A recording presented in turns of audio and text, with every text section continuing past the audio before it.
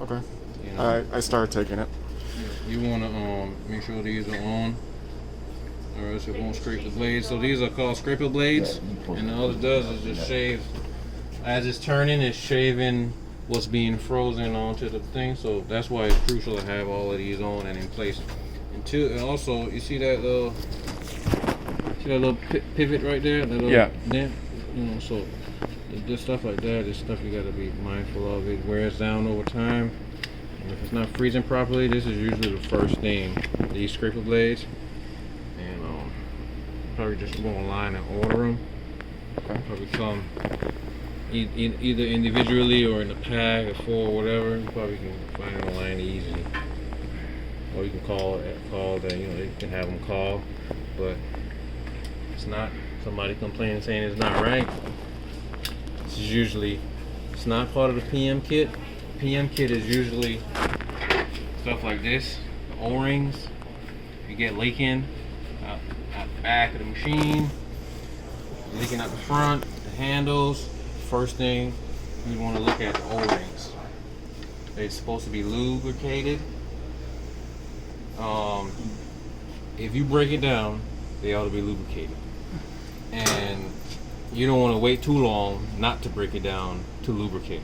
So I think they want. And where do these go? So this is part of the head.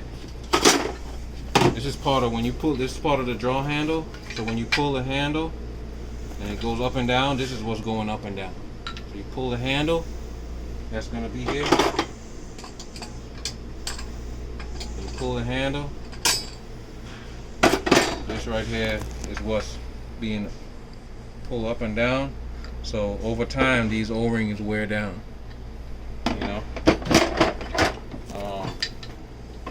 So yeah, we can start putting it together. This is a very important part too. This right here. This is this is as important as, probably more important than any other O-ring in this machine. It'll keep the mix from pouring out the back of this thing all over the. If this is not in mechanical stuff underneath and lubricated, and sometimes I've seen. And I lubricate every time that's set up. Yep.